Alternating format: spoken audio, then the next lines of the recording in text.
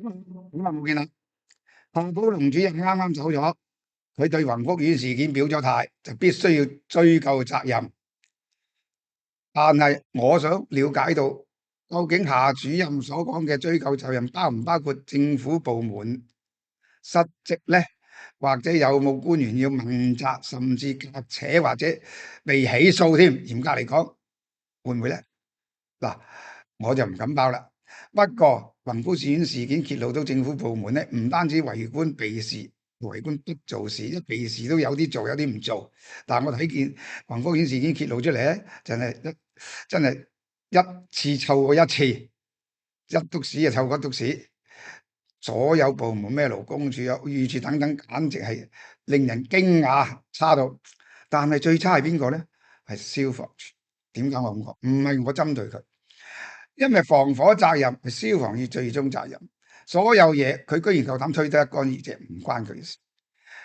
好簡單，嗰個姓姜嘅助理處長喺聽證會都講咗15次，係表現不理想，要改善。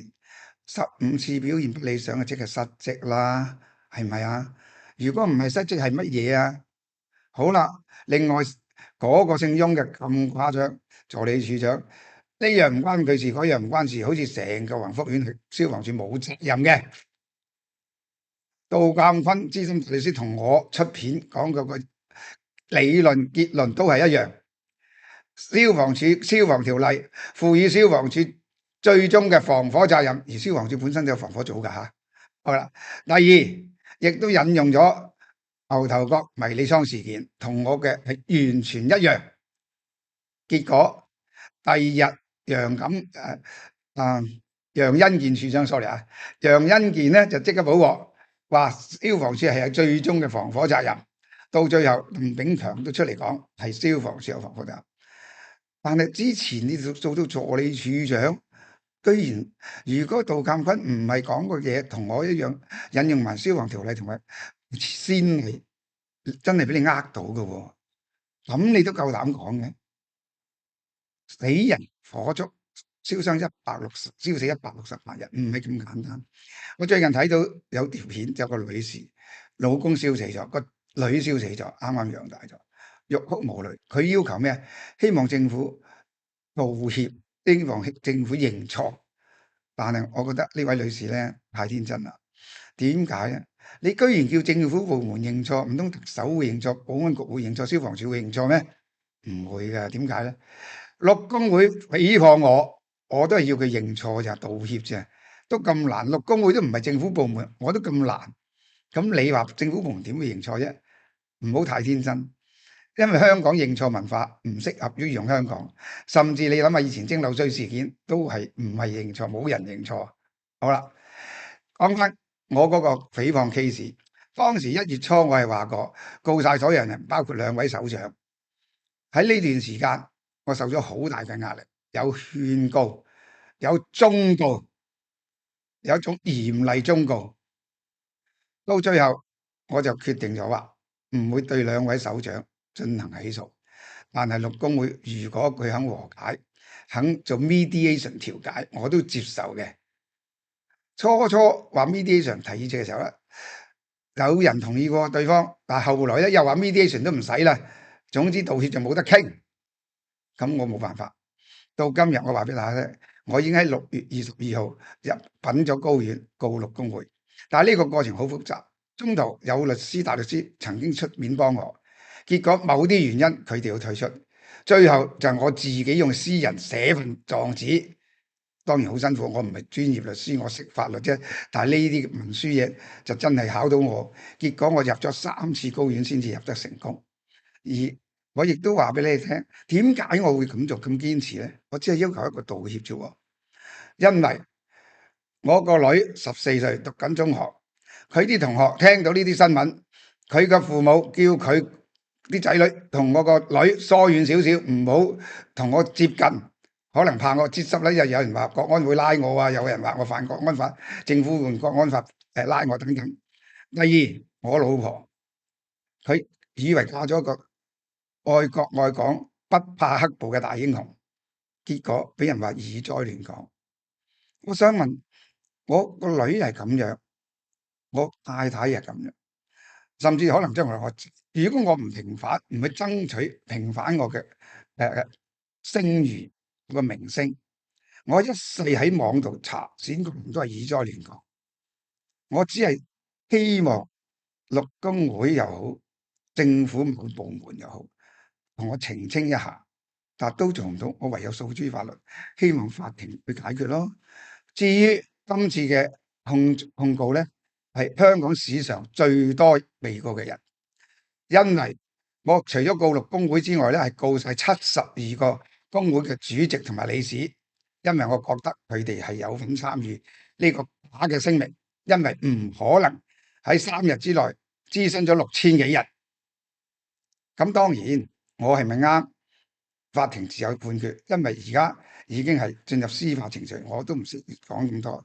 大家可以睇下我呢份手頭嘅付款，呢份係高等法院編號 HCA 1062/2026，總共有78個被告人，係香港史上私人檢控最多被告人嘅誹謗官司。我唔係想搞大件事，我只係想希望還嗰個清白。仲有人問我，喂，會唔會係有人指使佢哋？佢哋都係無辜。呢個我唔知，亦都唔理。不過如果真係有人指使嘅話咧，任何政府官員指使其他人下屬啦，幫人去做一啲唔正確嘅嘢咧，佢有機會係公職人員行為失當，係刑事嘅。當然我唔係話而家有咁嘅可能，只係話有人問我會唔會咁，我就解釋我有限嘅法律同大家傾下嘅啫。嗱，大家如果有興趣嘅，可以去高等法院攞呢份嘢出嚟睇。亦都最近咧今日咧已經有一個叫法庭線嘅新聞報道咧，報道晒出嚟，咁大家可以去睇一睇。多謝大家。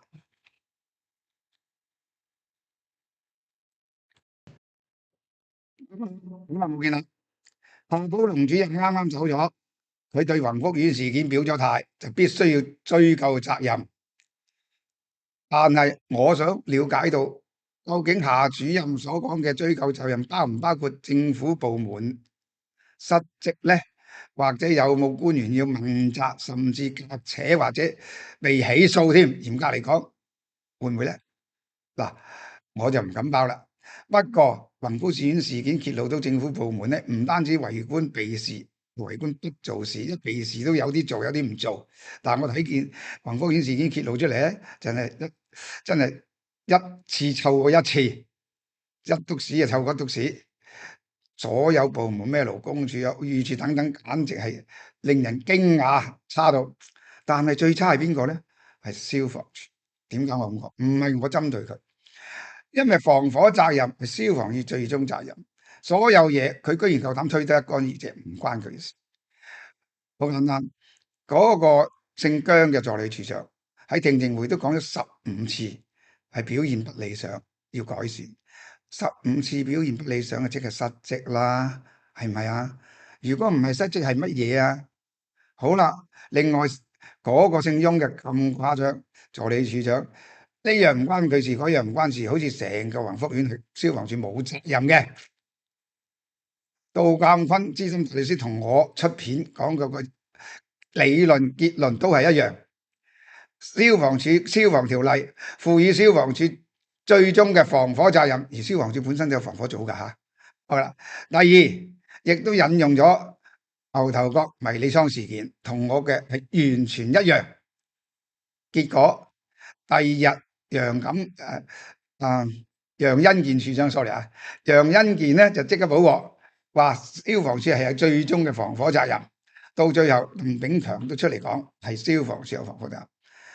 但係之前你做到助理處長，居然如果杜鑑坤唔係講個嘢同我一樣引用埋消防條例同埋先例，真係俾你呃到嘅喎，咁你都夠膽講嘅？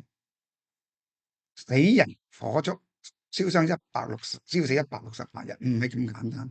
我最近睇到有條片，有個女士老公燒死咗，個女燒死咗，啱啱養大咗，欲哭無淚。佢要求咩？希望政府道歉，希望政府認錯。但係我覺得呢位女士咧太天真啦。點解啊？你居然叫政府部門認錯，唔通特首會認錯、保安局會認錯、消防處會認錯咩？唔會㗎，點解咧？陸工會誹謗我都係要佢認錯咋，道歉咋，都咁難。陸工會都唔係政府部門，我都咁難。咁你話政府部門點會認錯啫？唔好太天真，因為香港認錯文化唔適合於用香港。甚至你諗下以前蒸餾水事件都係唔係認錯，冇人認錯。好啦，講翻我嗰個誹謗 case，當時1月初我係話過告晒所有人，包括2位首長。喺呢段時間，我受咗好大嘅壓力，有勸告，有忠告，有一種嚴厲忠告。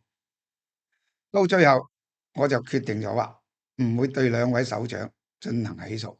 但係陸工會如果佢肯和解，肯做 mediation 調解，我都接受嘅。初話 mediation 提議嘅時候咧，有人同意過對方，但係後來咧又話 mediation 都唔使啦。總之道歉就冇得傾，咁我冇辦法。到今日我話俾大家聽，我已經喺6月22號入稟咗高院告陸工會，但係呢個過程好複雜，中途有律師、大律師曾經出面幫我，結果某啲原因佢哋要退出，最後就係我自己用私人寫份狀紙，當然好辛苦，我唔係專業律師，我識法律啫，但係呢啲文書嘢就真係考到我，結果我入咗3次高院先至入得成功。而我亦都話俾你聽，點解我會咁做咁堅持咧？我只係要求一個道歉啫，因為我個女14歲讀緊中學，佢啲同學聽到呢啲新聞，佢嘅父母叫佢啲仔女同我個女疏遠少少，唔好同我接近，可能怕我接觸咧，又有人話國安會拉我啊，有人話我犯國安法，政府用國安法拉我等等。第二，我老婆佢以為嫁咗個愛國愛港、不怕黑暴嘅大英雄，結果俾人話以災亂港。我想問，我個女係咁樣，我太太係咁樣，甚至可能將來如果我唔平反，唔去爭取平反我嘅聲譽個名聲，我一世喺網度查選舉都係以災亂港。我只係希望陸工會又好，政府某部門又好，同我澄清一下，但都做唔到，我唯有訴諸法律，希望法庭去解決咯。至於今次嘅控告咧，係香港史上最多被告嘅人，因為我除咗告陸工會之外咧，係告晒72個工會嘅主席同埋理事，因為我覺得佢哋係有份參與呢個假嘅聲明，因為唔可能喺3日之內諮詢咗6000幾人。咁當然，我係咪啱？法庭自有判決，因為而家已經係進入司法程序，我都唔識講咁多。大家可以睇下我呢份手頭嘅付款，呢份係高等法院編號 HCA 1062/2026，總共有78個被告人，係香港史上私人檢控最多被告人嘅誹謗官司。我唔係想搞大件事，我只係想希望還嗰個清白。仲有人問我，喂，會唔會係有人指使佢哋？佢哋都係無辜。呢個我唔知，亦都唔理。